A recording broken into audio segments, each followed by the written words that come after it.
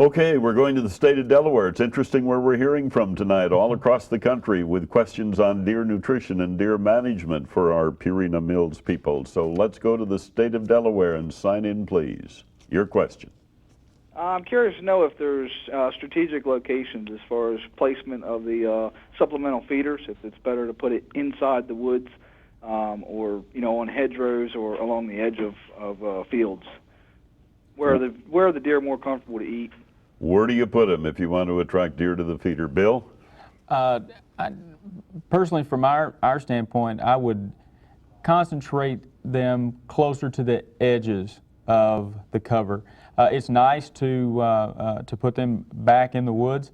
The thing that it causes there is that it becomes harder for you to get in and actually fill the feeders when they're deep in the backwoods.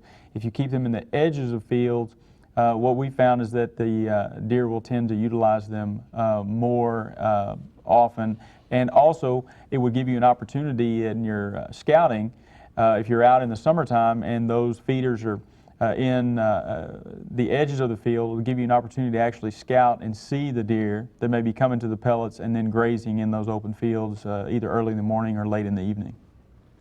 You want to add anything? Yeah, the one point that I would add to what Bill said is that, relatively speaking, is that you'd probably want to be within 50 to 100 feet of cover, because deer are not going to move that far out for a deer feeder. And this might be an opportunity just to visit on setting up a deer feeding program. And we'll just take a couple minutes here, because if you just put a feeder out there and fill it with deer pellets, that's not something that deer will recognize as food immediately, and you'll be disappointed with the results. So I want to make sure that we explain in setting up a deer feeder in an area that's never had a feeder before, you probably need to put the feeder out initially for several weeks so that the deer are comfortable and understand that that is not going to hurt them in any way.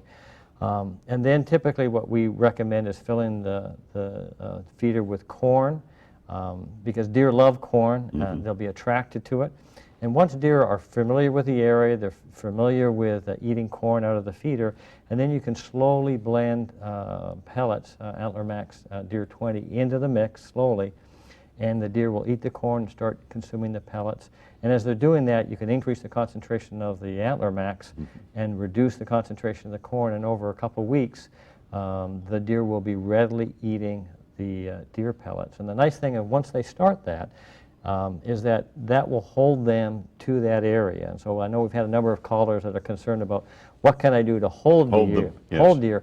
The advantage of a supplemental feeding program is that regardless of what is out in nature, that feed is always there, and it will hold them. If they're a casual backyard viewer, it'll be there. Or if they want to grow and build a better deer, it'll be there to do that purpose as well. And so the supplemental feeding program works that way. Now, the key point is it may take 2 weeks or it may take 4 to 6 weeks. It really depends on the deer and the population of deer and a number of other factors. So don't be discouraged.